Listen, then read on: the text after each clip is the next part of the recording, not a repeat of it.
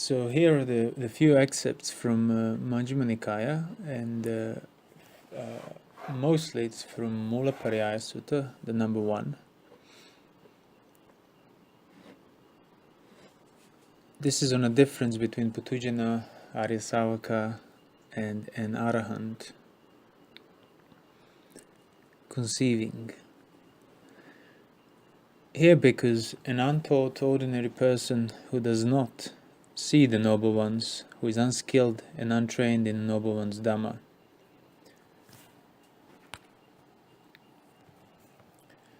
who does not see good men, who is unskilled and untrained in good men's Dhamma, from earth he perceives earth. Having perceived earth from earth, he conceives earth. He conceives in earth, he conceives from earth, he conceives earth as mine, he delights in earth. For what reason? Because he has not fully understood it, I say. So here, obviously, earth, the element of earth, well, pretty much can stand for anything, any phenomena that arises in the experience of puthujjana through his senses. So anything that's perceivable. Anything that's perceivable can be discerned back down to the fundamental presence of the 4 elements, one among them, or so on. So, having perceived sight from sight, he conceives his sight. He conceives in sight. He conceives from sight. He conceives sight as mine. He delights in sight because he hasn't fully understood it. So, on that very fundamental level of perception, of puthujjana's perception of his sight, sound, smell, taste, touches, that's already where he conceives it. That's where the mistake is. Now, this is not a momentary thing. A sight of puthujjana does not last only for a split second. A sight is an experience. It's a phenomenological experience. Like you have a sight of something agreeable, of something disagreeable.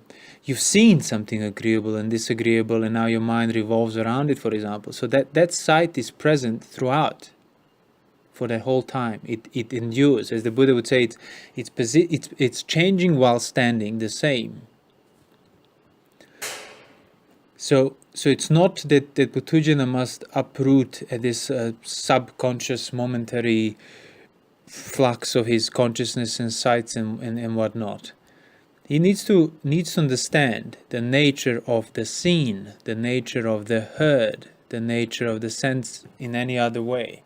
And that's the famous Bahya Sutta. In seeing there will be just a seen when it's fully understood. Well, when it's not fully understood, he conceives the seen, he conceives in the seen, from the seen, he conceives seen as mine, and he delights in it, because there is no understanding of it. So that's another another reason to be wary of meditation practices that sort of make people jump right into sort of like observation of sensations and so on, knowingly, like for puthujjana. Because if puthujjana spends time with his observation, he's spending time with his own conceivings. In other words, just perceiving things through your senses cannot reveal you the truth, because that's exactly the problem here. Puthujjana is just perceiving earth as earth, but because of that, he conceives it. His perception is not full understanding. So what puthujjana perceives cannot undo his state of puthujjana. Only what puthujjana understands can undo his state of puthujjana. So if a meditation technique or a practice is about just perceiving sensations in your body, in your feet and so on, that has nothing to do with understanding. Like you are perceiving things ignorantly with your ignorance, basically. It comes down to that. In other words, perception cannot free a puthujjana. Doesn't matter what, even if he perceives nibbana, and actually there are the suttas that say that. He perceives nibbana, he thinks this nibbana is mine and so on. And the Buddha said, yeah, that is nibbana, but because he doesn't understand it, he doesn't attain it. So it's about understanding. It's about understanding of the 5 senses, the nature of it, the manifestation of the sight, sound, smell, taste, touches. not about perceiving the microscopic little sort of quick moments and catching them in their flux. Doesn't matter what puthujjana perceives, his ignorance is there with that perception, because it's in the perception. And that's why this sutta is called the root of all things, Mulapariyaya Sutta. Means no matter how far puthujjana's perceptions kind of ranges, how far it goes, how subtle it becomes, it cannot go below earth, water, fire and air as the four fundamental elements. And even if he were to perceive them, he will be conceiving them. Because the problem is not in the content, it's not in earth, water, fire, air, it's not in the sight, sound, smell, taste, touch, thoughts for that matter. The problem is in his perception. Hasn't been understood, because of that it conceives.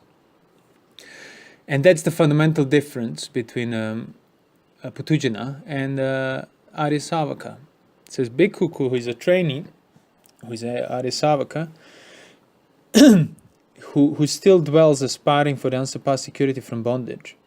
From earth, he directly knows earth. Which means that's the fundamental difference.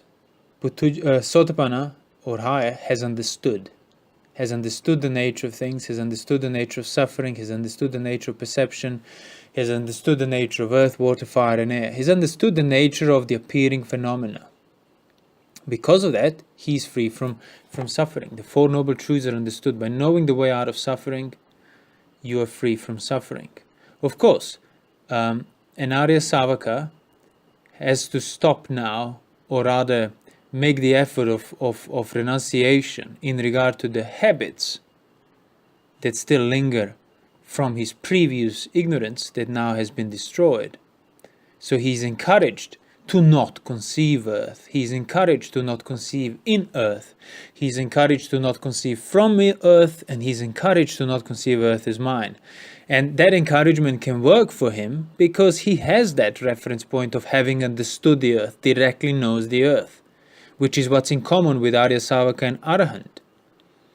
So for as long as he fully doesn't develop the not conceiving in earth, from earth, earth is mine, for as long as he doesn't fully surmount the delighting in earth, in sight, sound, smell, taste, touches, he will still be subjected to the leftover symptoms of his previous illness of being a puthujjana. But the illness is uprooted.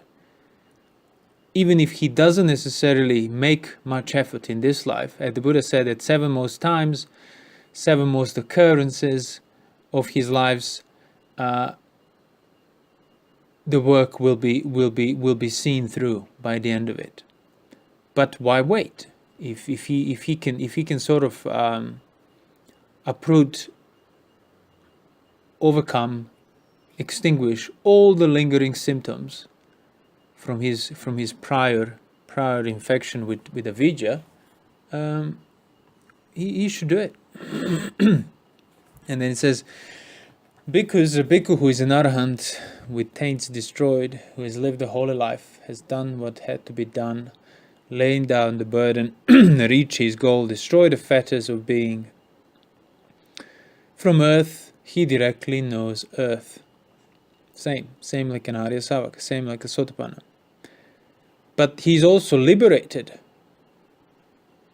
from these, from all the fetters, because from earth, having directly known earth, he does not conceive it. He does not conceive in earth, he does not conceive from earth.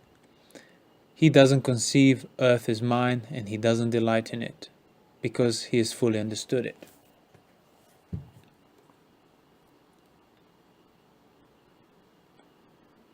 So, well, there's not much to add really to that, but it's obvious. First, the earth, the phenomenon that has arisen in the experience, needs to be understood. Be it whether you pin it down to earth, water, fire, and air, whether sight, sound, smell, taste, touch, needs to be directly known. It cannot be just perceived, and that's the important point here. Because people would often think it's a question of perceiving special things, novelty things, subtle things, and that's how you discover the sub-truths or some hidden realities behind. But it doesn't get more hidden than the fundamental great elements of earth, water, fire, and air. Yet, even if those things are perceived, ignorance is there, because ignorance is in that perception. So for an arahant who has fully understood it, or rather who directly knows it, as the sutta says, in the same sense Sotapanna directly knows it, but then arahant also made the effort and extinguish all the symptoms of conceiving, of lingering conceiving, which are kind of gratuitous for an ariyasavaka. The main dart of ignorance, the main poisonous sort of infection, that's done, that's uprooted. But now he just needs to wait for the wound to heal. And that's what Buddha encourage here.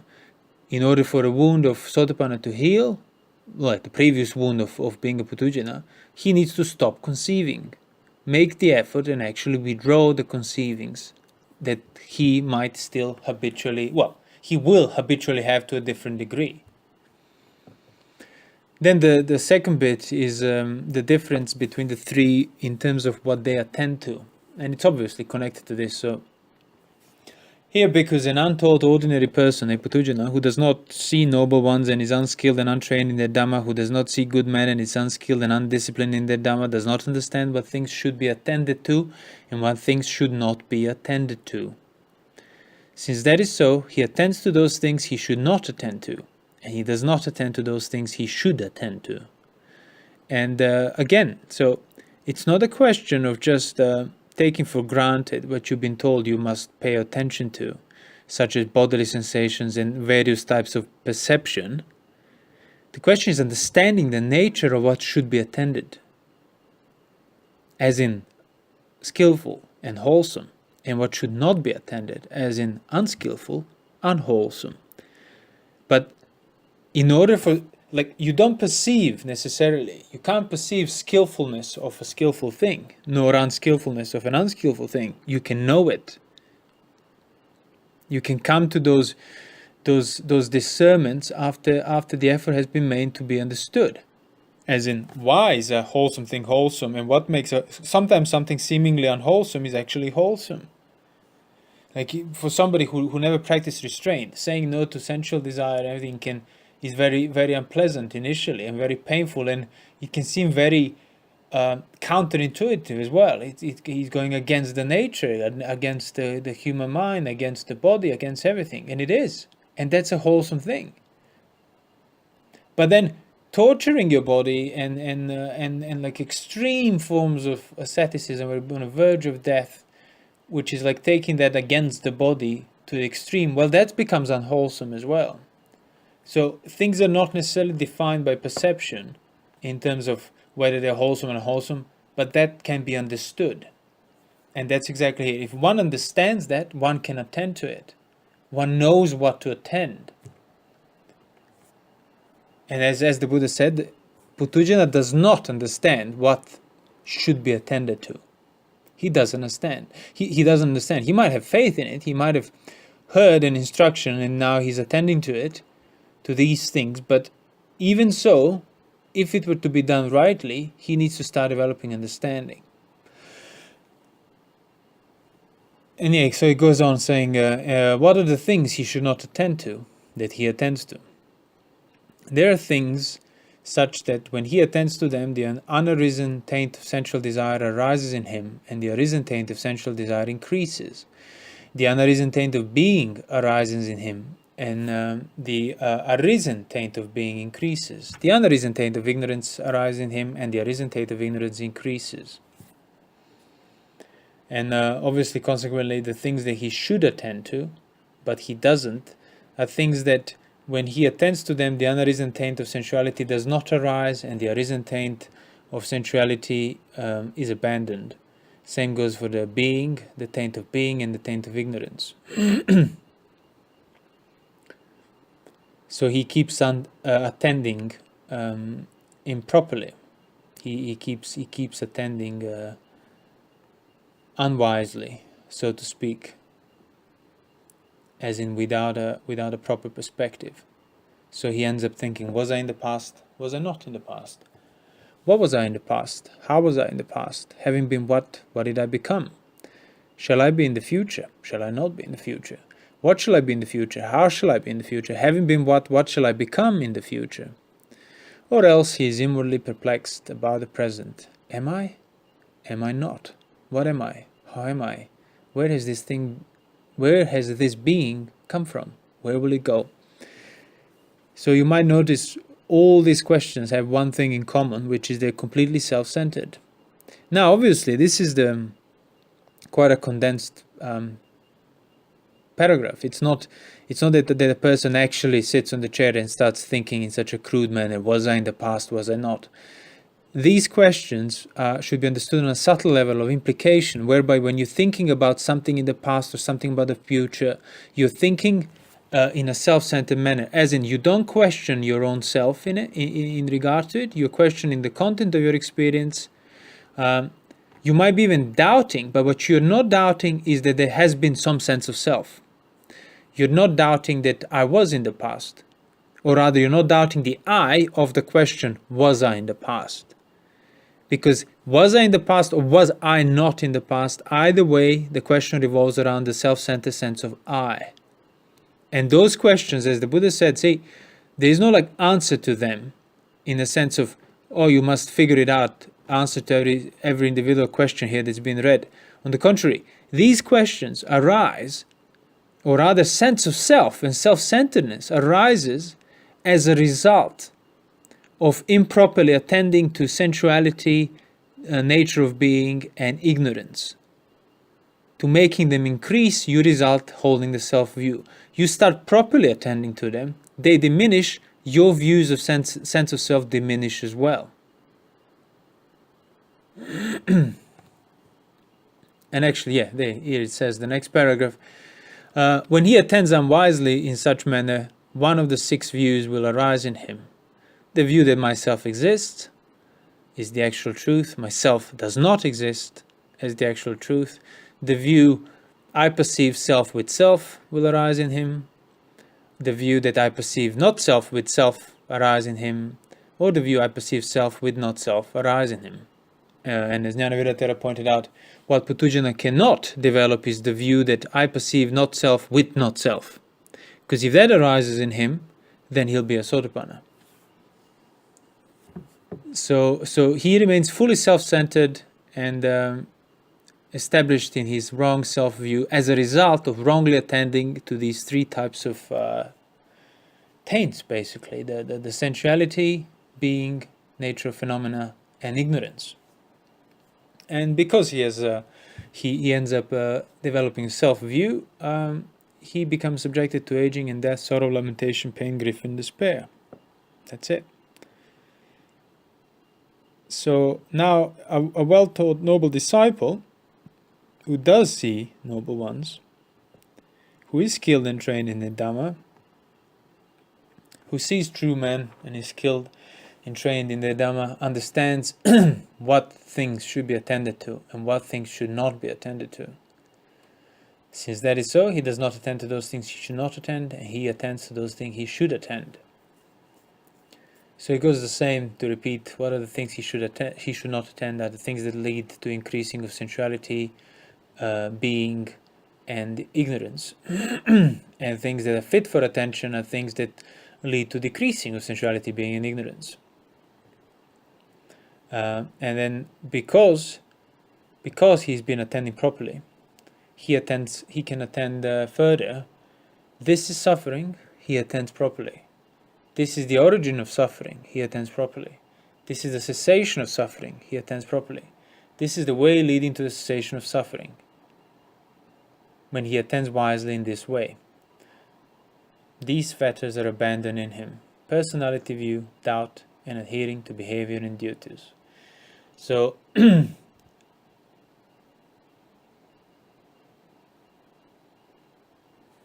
yeah, I'm just looking for a Pali word here. It's so this is already this is talking about ariyasavaka, who clearly hasn't become a sotapanna yet, but already learned how to attend to things like an arahant.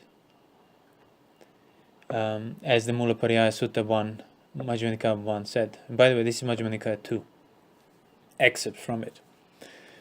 So in ariyasavaka, by having understood what needs to be attended properly, having understood what proper attention is, having directly known what he's perceiving, then he can practice proper attention in regard to things as they present themselves, and bring the sensuality to decrease, being to decrease, and ignorance to decrease.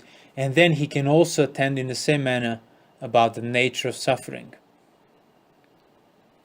By doing so, he will become a sotapanna.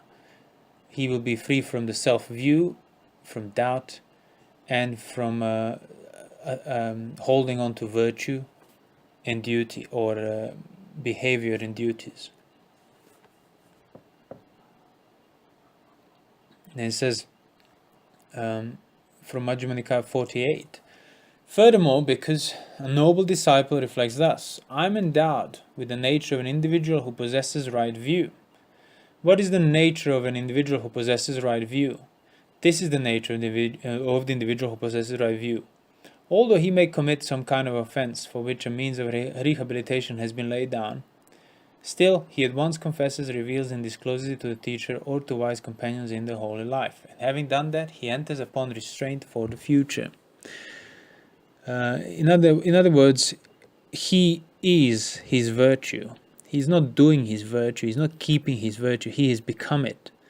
That's why if say lapse in his mindfulness, or some old habits that are still strong or something, and circumstances press him, and he commits some sort of offense for which he needs to go through rehabilitation, he will confess it and reveal it and disclose it to the wise ones, as in to other aryas, to arahants, to his teacher or similar, because he cannot remain concealing it, because he is it. It's not optional for him.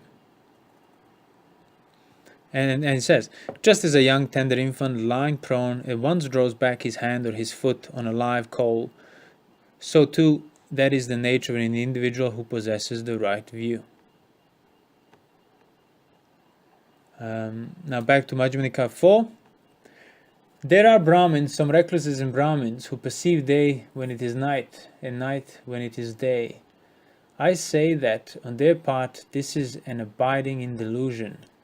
But I perceive night when it is night, and day when it is day. Rightly speaking, were it to be said of anyone, a being not subjected to delusion has appeared in the world for the welfare and happiness of many, out of compassion for the world, for the good, welfare, happiness of gods and humans. It is me indeed that rightly speaking this should be. It is of me indeed that rightly speaking this should be said. So this comes back to that, as we open this, the perception. Often people must have come across pretty much denying what you perceive as a way of dealing, as a way of overcoming what you perceive, and you will want to overcome it because you're bothered by it. So people perceive things that cause them suffering and so on, so they think that the way out of suffering is to start denying the perception. And you often hear that even in the later schools of Buddhism. People would deny the reality of things. They would say they're constantly changing on a subatomic level and whatnot. So what you're looking at is not really a real thing, which is just another way of sort of veiling things in a metaphysical ignorance of Maya and all Hindu teachings, whereby the reality is hidden behind the appearances. Yet the Buddha says, well, that's whichever way you take that, it's going to be abiding in delusion. When there is night, he perceives night. Means what he perceives, he sees that as a real thing. Because there was never a problem to begin with. As again, Majjhima Nikaya 1, Mulapariyaya, as we read in the beginning, it's not the perceiving that's it's not what you perceive that's the problem. The problem is in your act of perceiving that misconceives what's being perceived. So you can try and examine and investigate as much as you want the content and the molecular compounds of the contents of your perception. Still, that's not bringing you an inch closer to understanding the nature of perception. Which is, in order to understand the nature of perception, you need to stop being concerned with the content of your perception. So first, you restrain the unwholesome content, then you overcome the wholesome content through discerning the nature of what you're perceiving, not what you're perceiving. So this was Majjhima 4.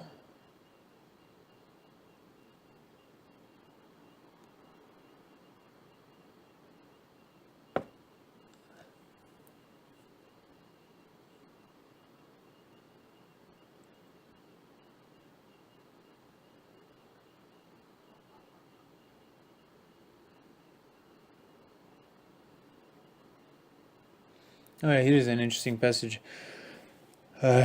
quite useful to remind yourself of it. Majjhima Nikaya 8.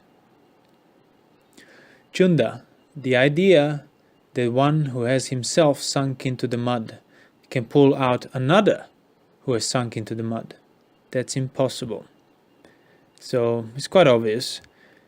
Unless a person is at least a Sotapanna, as in somebody who is pertained to the direct knowledge of an arahant, as Mulapariyaya Sutta said above, unless somebody has developed a right view, they cannot teach somebody else. In other words, puthujjana cannot lead another puthujjana out of a state of puthujjana. A person who is himself deep sinking into the mud cannot take another one who is also in that mud right next to him. They will be sinking together.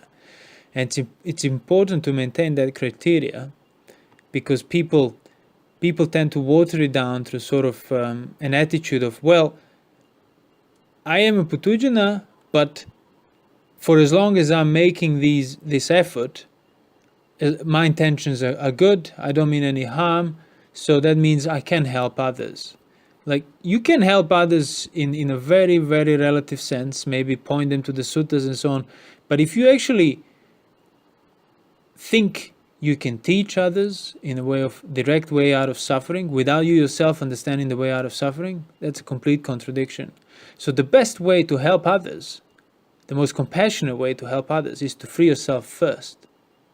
To recognize that first you need to step up, find a way out of the mud, the sinking mud.